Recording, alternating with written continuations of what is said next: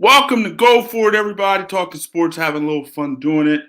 Want all your ideas, all your opinions, and all your beliefs. And of course, as always, you're going to get a heavy dose of my opinion. So let's get right down to it. I mean, there's a lot to talk about this week. Obviously, we got championship weekend in the National Football League. A lot of great football last week, and you're going to get some good football this week. Obviously, last week you had Brady and Breeze.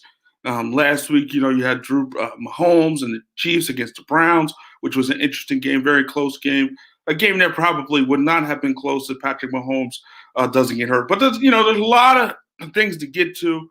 Again, a lot of great football. So let's get started. Buccaneers, Packers at this point. Brady versus Rodgers. I mean, this is a matchup that obviously, we all like great quarterback play. And we thought we would get great quarterback play last week when we saw Brady against Breeze, and we didn't get good quarterback play in that game. That game wasn't about quarterback play. That game was about other things. That game was about defense. Tampa Bay Buccaneers four turnovers. That game was about the running game, Fournette and Ronald Jones getting over 100 yards together collectively. I mean, that's what that game was about. But we came in, the thought was Brady and Breeze. And Brady wasn't that great, and Breeze wasn't that great. Brady ultimately got the job done, 2 touchdowns through the air, 1 touchdown on the ground. But he wasn't that great, 18 for 33, 199 yards. But that is a very good Saints defense, and that's one of the better defenses in football. So, for him to be able to do what he did in that particular game was impressive. Not impressive, but he did the job. He got the job done. And Drew Brees, on the other hand, it was a struggle.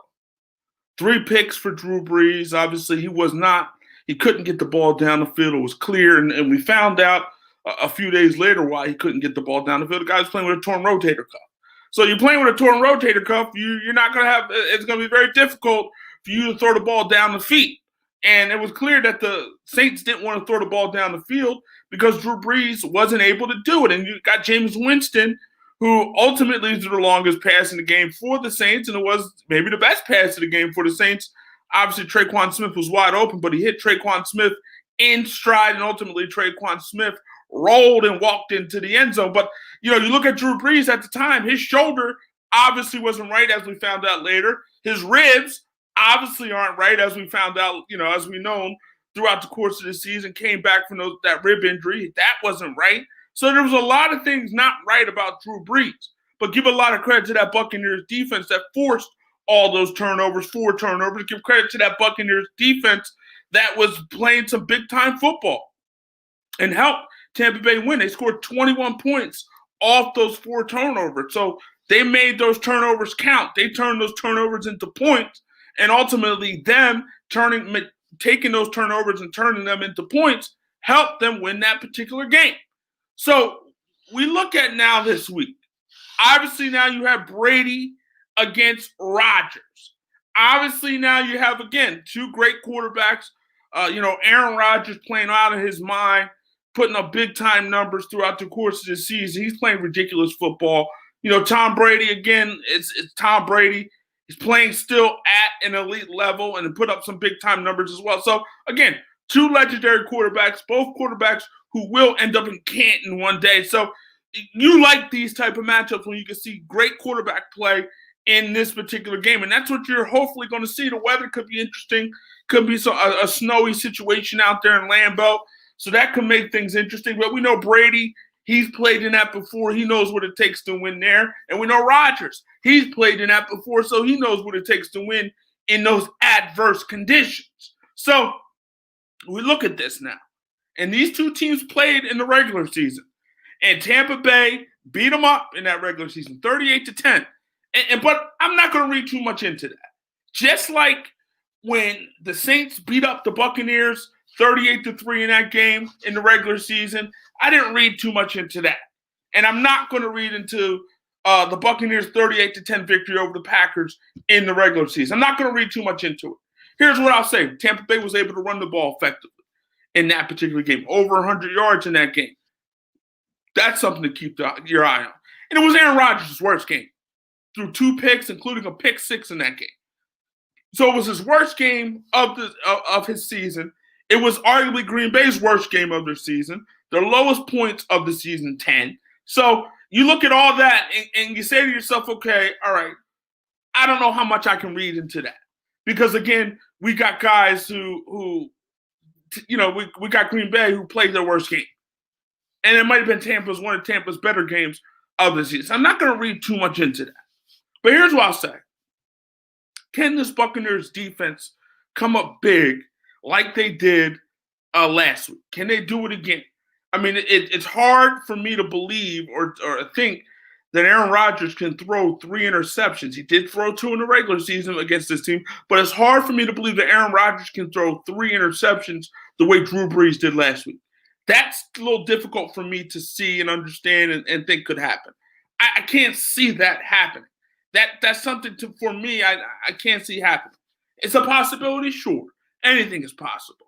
But I can't see Aaron Rodgers, a guy who's only thrown 5 interceptions in the regular season, throw 3 picks the way Drew Brees did. But, hey, it's going to be the weather is going to be interesting. I mean, so anything is possible. When you got the snow out there, you got the cold, a lot of things can happen. That football can move around, can slip around and do a lot of different things and make a lot of different movements and so on and so forth. So anything is possible in terms of that. But this Aaron Rodgers is playing elite. And it's hard for me to think that Aaron Rodgers would play otherwise in this particular game, especially in Lambeau. Now, Tampa, they're not going to have Antonio Brown. That's a huge loss. That's a huge loss because Antonio Brown is a weapon. He's out with a knee injury, but Antonio Brown's a playmaker. He's a weapon. He can do a lot of things. So not having Antonio Brown in the mix definitely hurts the Buccaneers in this situation. It does. Because you want to have all your weapons possible. All the weapons possible. All the weapons on deck. I mean, you got the run game in Fournette and Ronald Jones, and you're going to need that run game in those adverse conditions, the snow. You're going to need Jones. You're going to need Fournette out there putting up some big-time numbers and doing what they did last week against New Orleans. That's what you're going to need. And obviously, you got the big playmaking and Godwin and Mike Evans. You're going to need that. And maybe in this type of environment, you're going to need a guy like Gronk. A guy straight ahead, straight forward, running his route straight forward, a big guy, a lumber who can make people, can break tackles and things of that nature. That's what you might need in this particular situation. It's hard for me to bet against Tom Brady, but it's even harder for me to bet against Aaron Rodgers this season. I mean, Aaron Rodgers, again, elite, playing MVP caliber football. So it's hard for me to bet against that. And I can't see, like I said, I can't see Rodgers throwing the picks the way Brees did. And Tampa Bay needed those turnovers.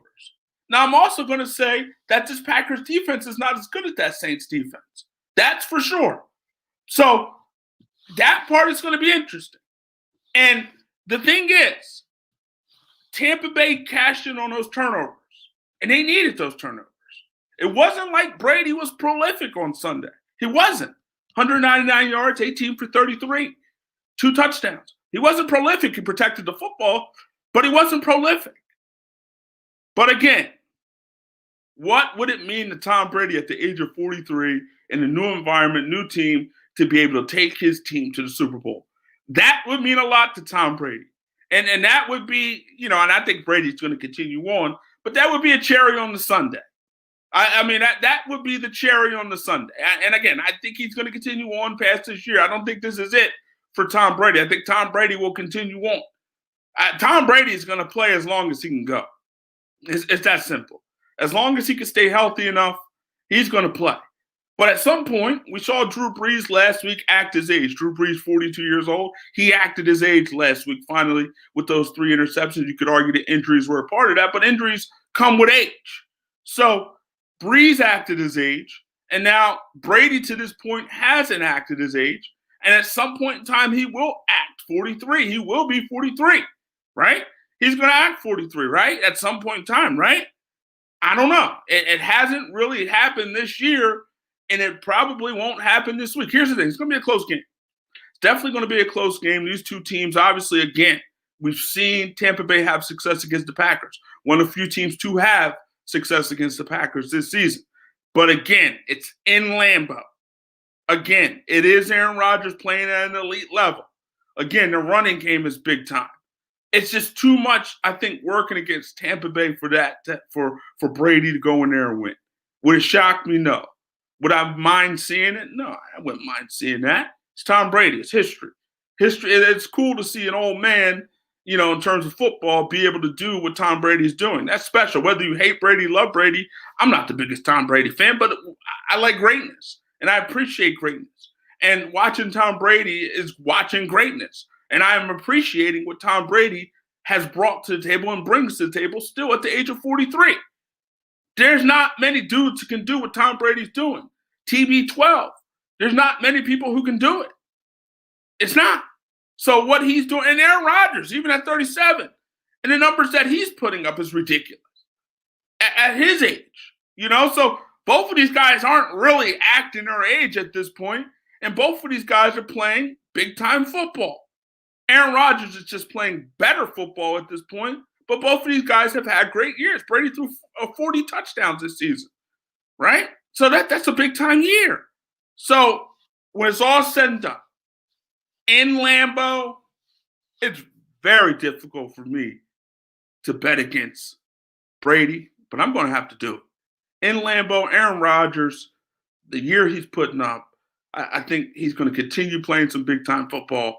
And ultimately, I got to go with the Packers. I got to go with the Packers in this, but I think it's going to be a good game. Here's the key.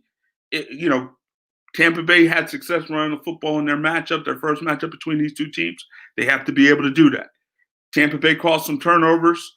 They got to be able to do that. Caused turnovers against the Saints. They got to be able to do that this week against Aaron Rodgers. It's going to be a tall task to do it against Aaron Rodgers. Guys only have 5 interceptions this year. So that's not going to be easy to do.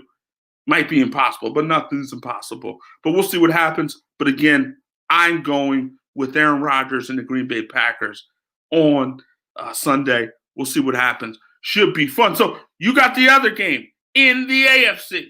Patrick Mahomes and the Kansas City Chiefs against Josh Allen and the Buffalo Bills. Again, these two teams played in the regular season, and the Chiefs beat Buffalo in Buffalo 26-17.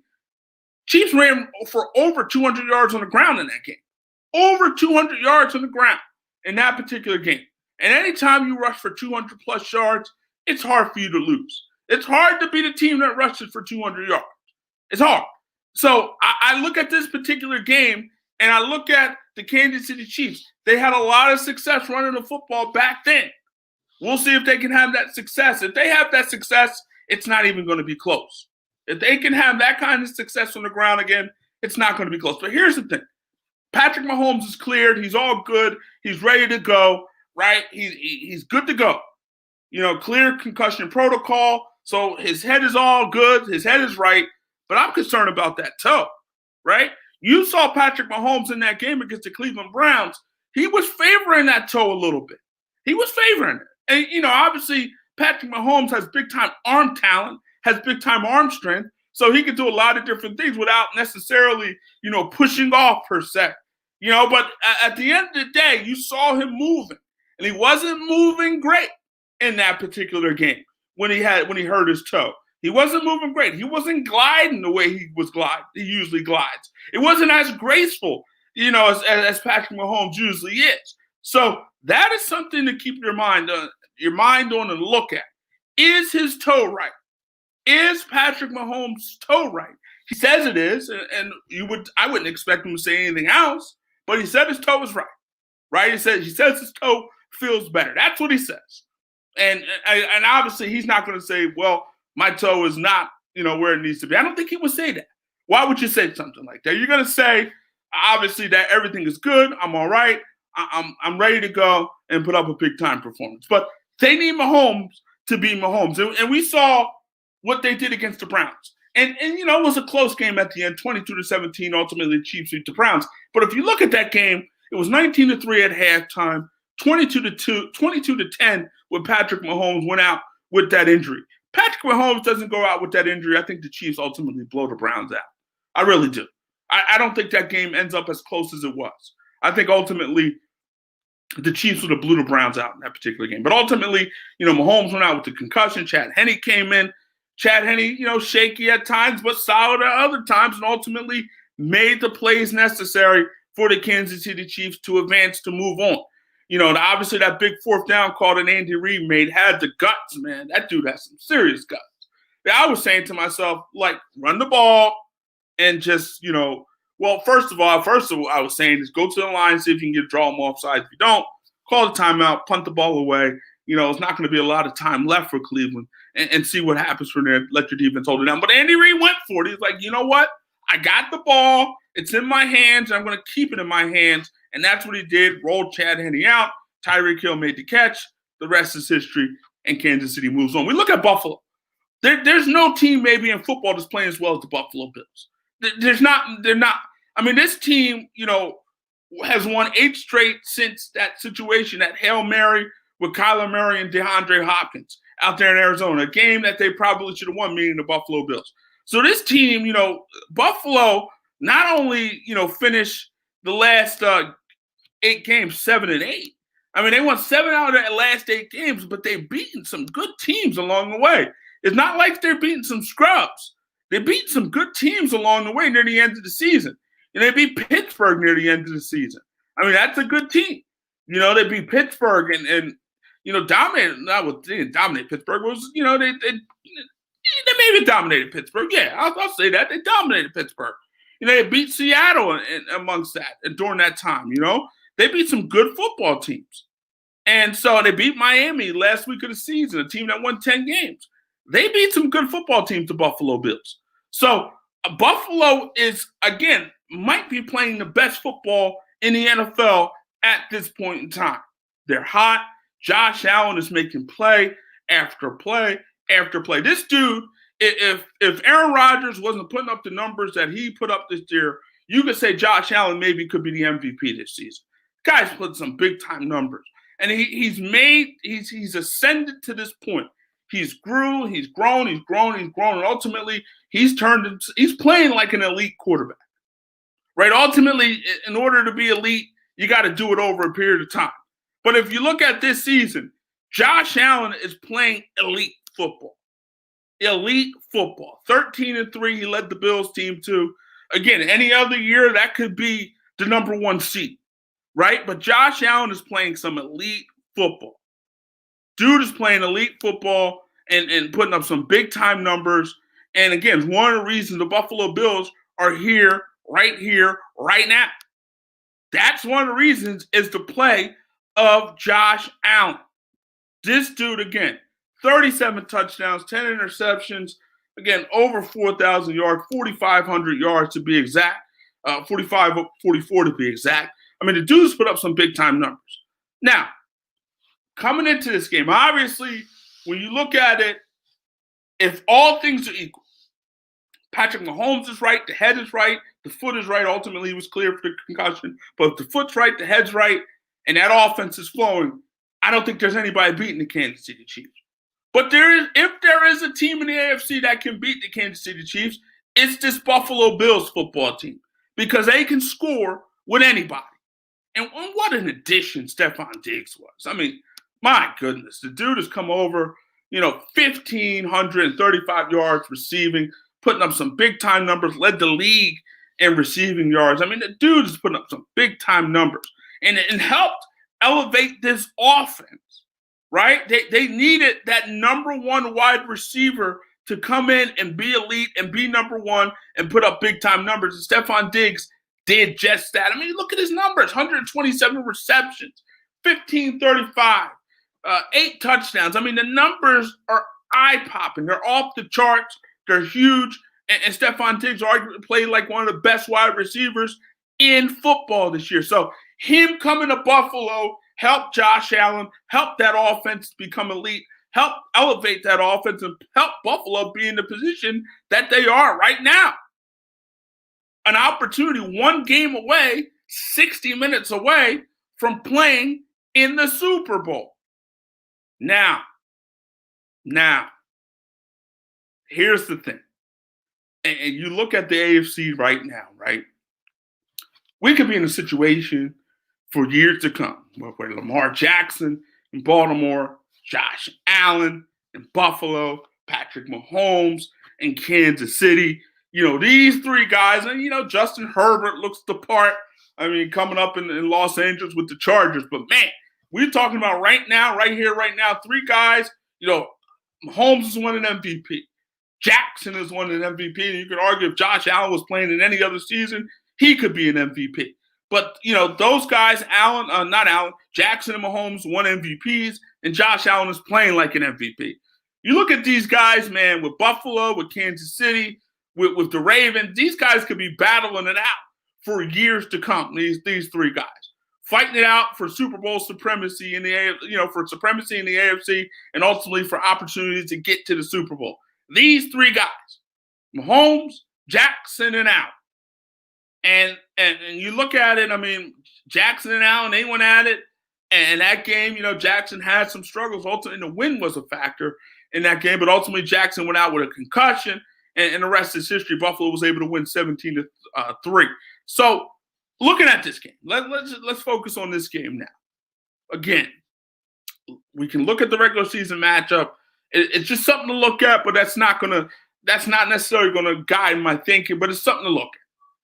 You look at it, and again, Kansas City was able to run the football. Edwards-Helaire, had a big time game, 161 yards on the ground, ultimately rushed for over 200 yards to the Chiefs as a whole. And so that could be your guiding principle there. That could lead you, that could guide you, but it's not. I think let's look at it this way. And again, I said this before, I'll say it again. If the Chiefs are healthy, and when I say healthy, I mean Patrick Mahomes. If he's right, nobody's beating this Kansas City Chiefs team. Nobody. And I'm gonna stand on that. If he is right, if Patrick Mahomes is completely right, if that toe is completely right, no one's beating this Kansas City Chiefs team. Except maybe the Buffalo Bills. I have some questions, and I'm a little concerned about Mahomes and that toe. I'm concerned because I didn't like the way he was moving. I'm concerned. I have concerns. But again, and here's also the thing with the NFL. Sometimes, if the team is hot, sometimes teams are able to ride that hotness, that wave, if you will, all the way to the Super Bowl. Buffalo Bills look that part. They look like a team that could do just that. Ride that wave all the way to the Super Bowl. The way they ended the season, how well they played near the end of the season, 8 straight victories for this football team at this point. And the way they're playing, they could ride that wave all the way to the Super Bowl. They do have a feel about it. Buffalo does have a feel, right? You almost want to sing the song. You almost want to say, I got a feeling that the Bills going to make it to the Super Bowl. It's not the first time I had the feeling. I mean, you want to sing that song when you look at the Buffalo Bills. You want to sing that song because they have that feel. They have that feel with the way they're playing. You feel that. You feel that energy. You feel that possibly it could be their time, their moment, their opportunity. You feel it. But it might be just gas, right? I mean, it could just be gas. Just because you got a feeling don't mean that feeling is right. And, I can go with my feel, but I can go with my mind. You always don't want to make decisions with sometimes you can go get right and be right making decisions with your emotions, right? Sometimes it works out in your favor. You know what? I'm just going to go for it. It's in my head. It's in my mind. I feel like this is the way to go. Sometimes you can go that. And then sometimes you got to think things out. You got to sit down. You got to crunch numbers and look at this and look at that and pay attention to this and pay attention to that, right? You got to do some of those things sometimes. And, just like I can't see Aaron Rodgers losing to Brady in Lambeau, I can't see Patrick Mahomes losing to the Buffalo Bills in Kansas City. But here's also the thing at Arrowhead. Here's also the thing. You look at Kansas City, right? You look at Patrick Mahomes.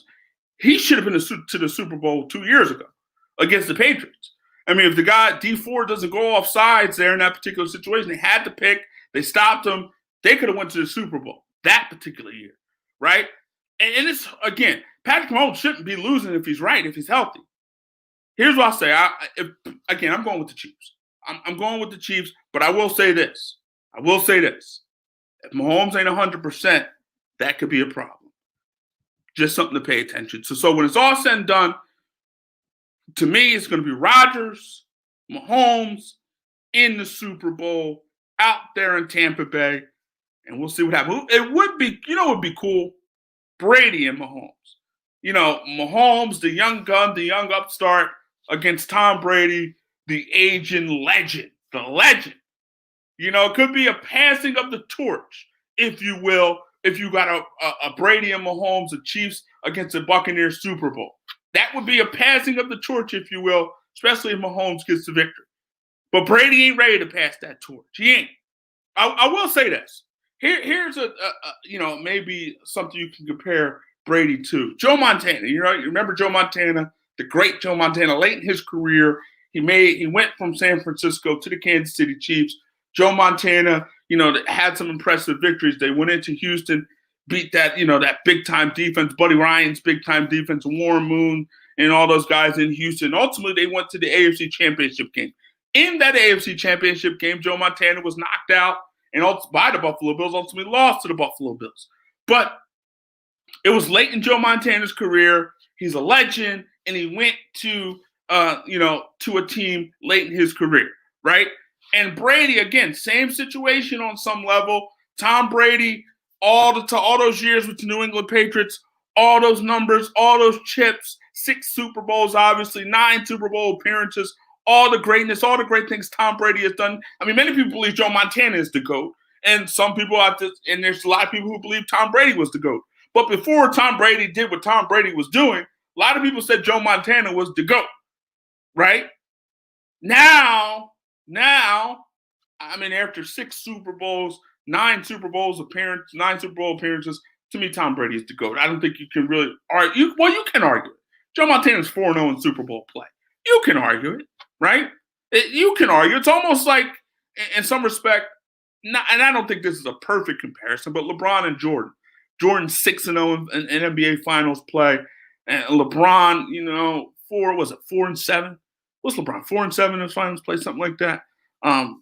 Maybe it could be 4-8. I don't know off the top of my head. But LeBron in Finals play, and he's been there a bunch of times, right? But he didn't win every time. And Brady's been to the Super Bowl a bunch of times, 9 times, won 6 out of 9 times, right? 6-3. So, it's not the perfect comparison, but it is a comparison nonetheless. But anyway, people thought Joe Montana was the GOAT before Brady did the things that he is doing and done. But if Brady gets to the Super Bowl and wins the Super Bowl, right? Come on, you can't argue no more.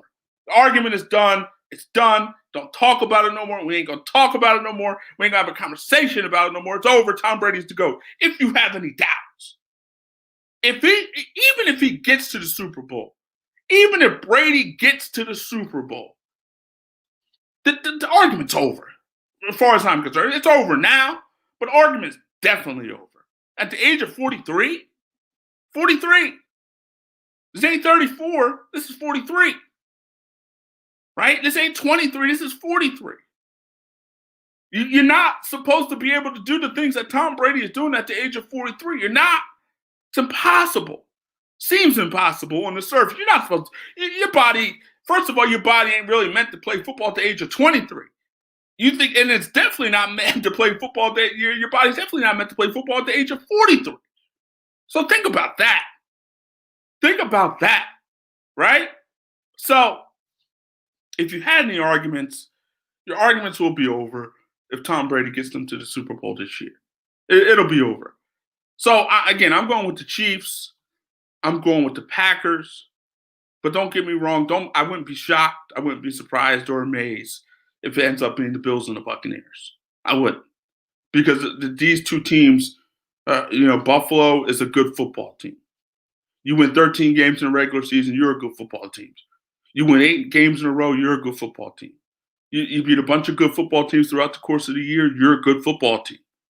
Tampa Bay, they're a good football team. You go into New Orleans and beat the Saints, you're a good football team. You go into Washington, a game you should win.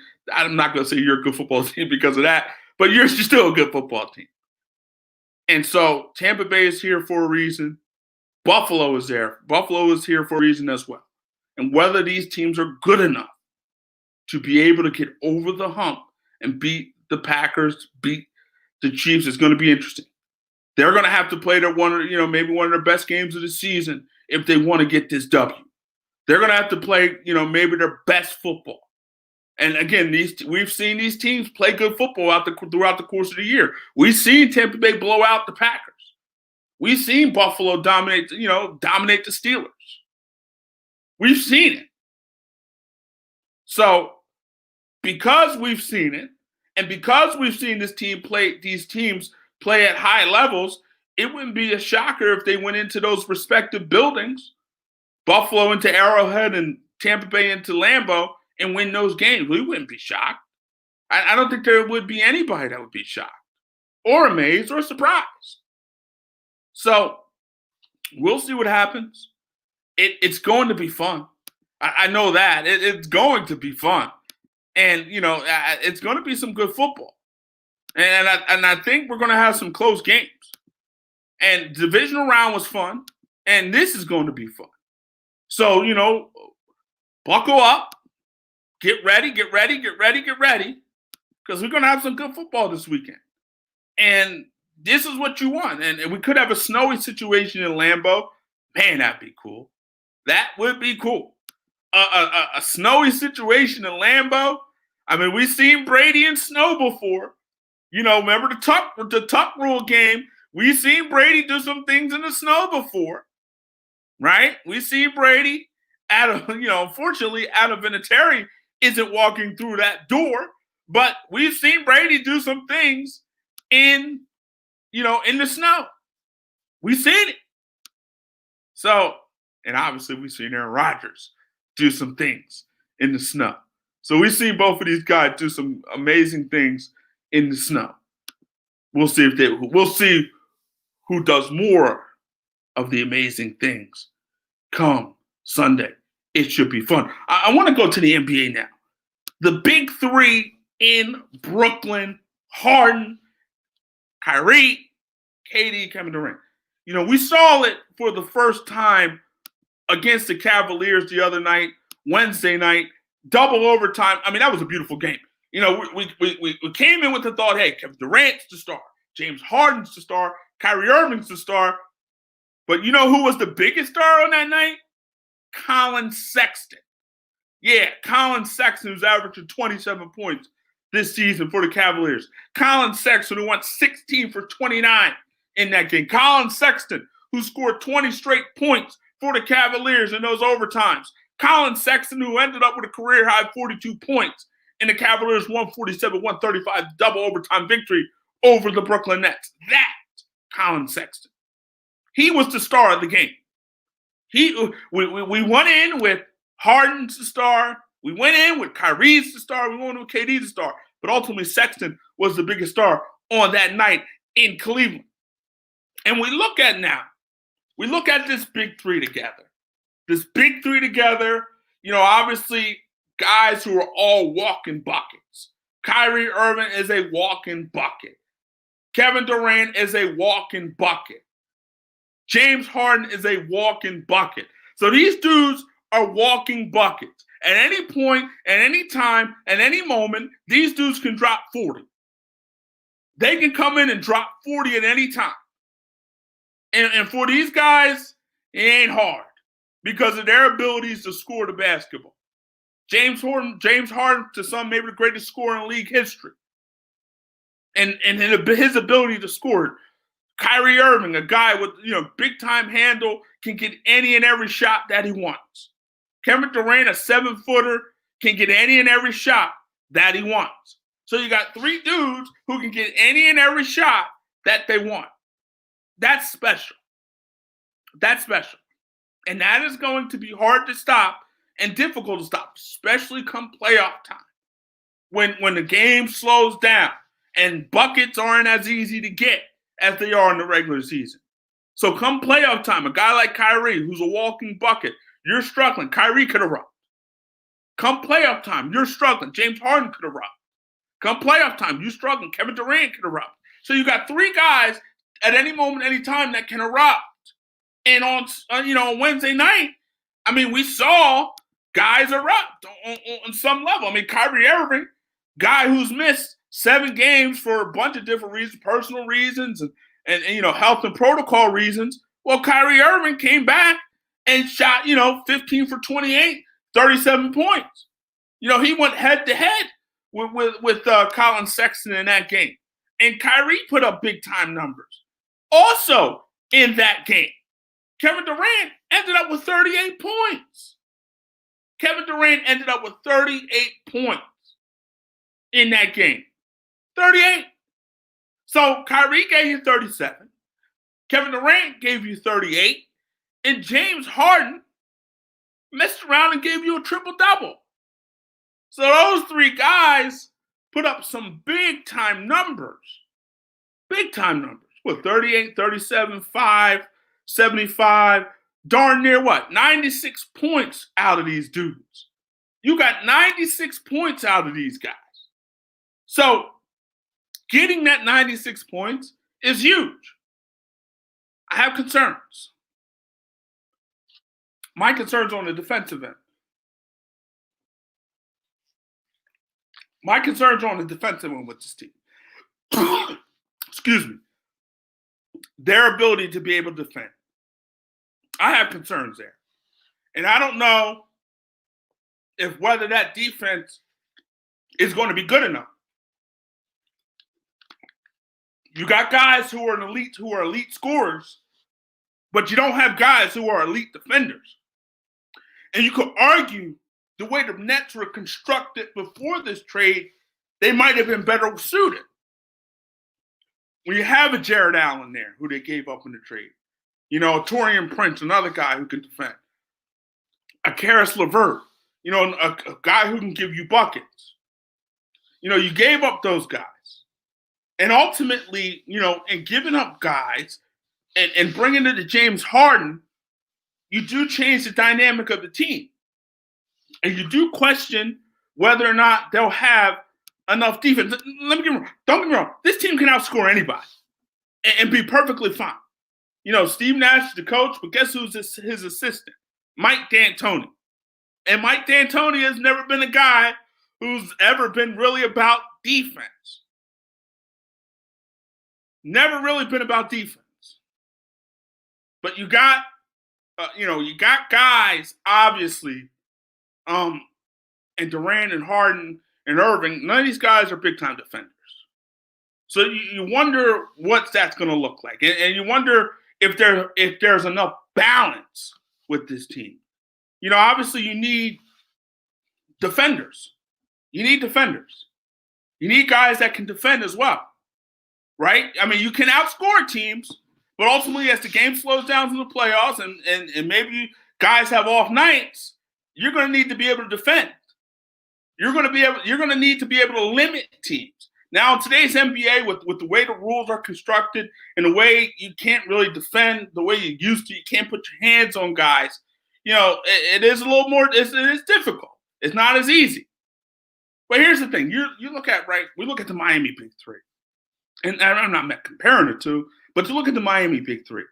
D-Wade and LeBron can play defense. Chris Bosh these guys can defend. We're not calling James Harden the greatest defender. We're not calling Kyrie Irving the greatest defender. We're not calling Kevin Durant the greatest defender. But Wade was a two-way player. Wade could be a two-way player. LeBron's a two-way player, and Bosh can be a two-way player. So we look at that, and we look at this Big Three. Are these guys really two-way players? We know James Harden. We never accused him of being the greatest defender, right? We never accused James Harden of being the greatest defender out there. So you wonder, can these guys be two-way players the way those Big Three in Miami was? And also you have to keep this in mind.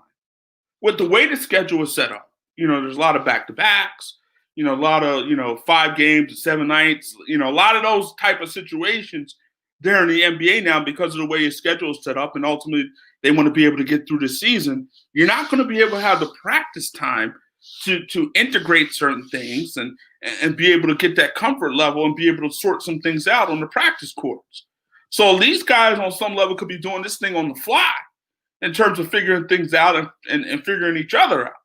It's not like the Miami Big Three, when they came together in 2011, they came together, right? And when they all came together at the beginning of the season and ultimately were able to work their way through. Now, they didn't win that season. They lost to the Mavericks in the NBA Finals. They did. But they were trying to figure things out. And ultimately, they figured it out. They figured it out the following year. D-Wade took that back seat. LeBron stepped up, elevated, and LeBron did what LeBron did. And ultimately, LeBron won 2 championships with Miami. And they got 2 championships with that Big Three. Now, you look at this Big Three. And, again, not the practice time you could need to get right and get acclimated with each other. You're not going to get it. So this Big Three is going to be a little different. And it's going to be interesting. I don't know if they win it this year. I don't know if they get out of the East this year. Maybe they do. Because, again, with that level of offensive talent, guys might just figure it out. KD and Durant and Harden and Irving, they might just figure this thing out because of, that level of talent. Those guys have, highly talented, highly skilled, very good players, great players. So that great players can figure things out. And maybe these guys can just figure it out. And Steve Nash, this is going to be a difficult thing for him. His first time coaching. I know he's a great player, but this is his first time coaching. And you're coaching some personalities here. Kyrie Irving is a guy who can be a difficult personality, right? Mike D'Antoni, he knows James Harden, so there's a relationship there. But Kyrie is a guy, we saw that, he went off during that whole situation, and guys didn't know where he was at. Management's like, yo, we don't know what's going on. He didn't tell us. He didn't tell us what was going on. We didn't know what was going on at the time. But ultimately, Kyrie came back and, he had that press conference. And, obviously, he maybe was going through some things. And, hey, we all go through things. And, sometimes we need mental health moments. And it appeared that Kyrie needed a mental health moment. He needed that time away to get right, get his mind right. Maybe he needed to get around family, get insulated with some family, hang out with some family. That's maybe what he needed. That's what he got. That's what he got. And it might be what he needed. Because you did see after he got around some family, he came around and jumped right back on the court and scored 37 points. So maybe he needed that time away. And there is that song, right? Everybody needs a little time away. I heard they say from each other, right? So maybe Kyrie needed that moment, that time away from everybody to get his mind right, to get his body right, get everything right. You got to get your mind right, you got to get your spirit right, and ultimately you got to be able to go out there and perform. But sometimes you need that moment. And we sometimes forget, right? We sometimes forget that these dudes are, Kyrie Irving is 28 years old. So let's think about your 28-year-old self. And your 28-year-old self out there making all that money. And with money comes responsibility. And as Biggie and them said, the more money, sometimes the more problems. So with that money comes responsibility. With that money, you got people tugging at you. You got people bothering you. You got long-lost cousins and, bothering you. And long-lost brothers and sisters bothering you. You got all those people and individuals and stuff bothering you. And you're in front of microphones all the time. And your life isn't as private as you want it to be. That's difficult. You're on a big stage where millions upon millions are watching you on a daily basis. Watch you whether you're on social media, watch you on the court, watch you outside the court, right? They're watching. with social media and all these different things out there, your level of privacy is not the same. So there's obviously you're on a big stage. And when people see you on that big stage, they expect you to act and conduct yourself in a certain manner, in a certain way. And that's not always possible every single time because you're human. And to be human is to be, flawed. It's to be flawed. You're a flawed individual. We are all flawed in some way, shape, or form. We all got some things, deficiencies. We all got something wrong with us. We do. So sometimes we forget that these people are human. Sometimes we just think he's number 2 for the Brooklyn Nets instead of thinking that's a man, that's a person, that's an individual who has issues, problems, and situations like all of us, who needs mental health days like all of us. So, I know he has a responsibility. I know he makes millions of dollars. I know all those things. I get it. But at the end of the day, if your mental health isn't right, you got to find ways to get your mental health right. And ultimately for Kyrie, maybe it took that time for him to get his mental health right. And maybe now that his mental health is right, maybe he can go be even better on that basketball court, perform even better, and do bigger and better things going forward. Maybe. It happens. And he said he's committed. He said in the press conference he's committed. Obviously, he wants to play. He wants to be on that court. I know Stephen A. Smith said he should retire.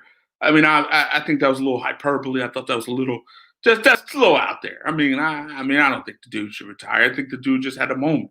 And again, we forget. Sometimes when we get in our 40s, we think, with our 40-year-old self instead of thinking, when we were 20. Thinking when we were in our 20s and our 28-year-old self. Our 28-year-old self shouldn't be thinking about or thinking the same way our 40-plus-year-old self should be thinking. So obviously, the older you get, the more wisdom you gather. The more wisdom you gather, the better you be. And the hope is, with Kyrie at the age of 28, maybe he'll get more wisdom. Who knows? He's 28, but over time, he'll gain more wisdom, gain more knowledge, and become a better person. It ain't easy. I can only imagine being 20-some-odd years old with millions upon millions of dollars in my bank account. I can only imagine all the temptations that's out there, all the people tugging and grabbing at you out there, all that, being in front of a microphone week in and week out, day in and day out. I mean, that stuff has to be annoying over time. There's probably moments like, I ain't for it today. I'm not for it today. I know this is what I signed up for, but man, I'm not for it today. Fame cost. Fame cost.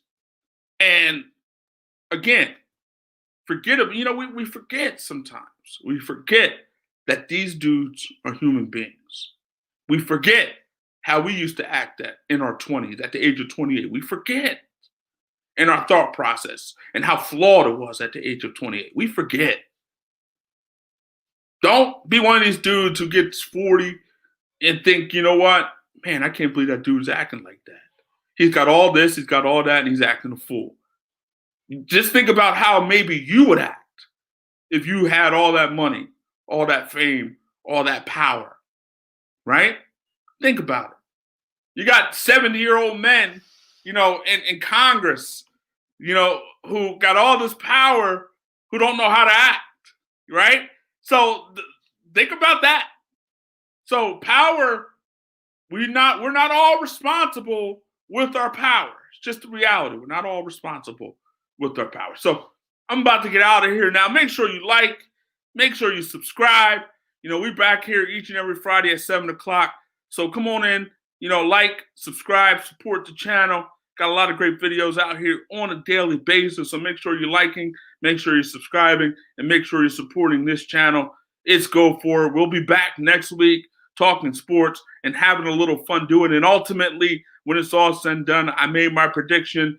I'm not telling you to bet it because I wouldn't tell you that because I'm not 100% sure. But I'm going with Rodgers and the Packers, and I'm going with Mahomes and the Chiefs in championship weekend. we'll see what happens. We'll see how it plays out. For everybody here, go for it. Stay safe, stay COVID free, do what you got to do to survive, and live your life like it's golden. See you later. Take care.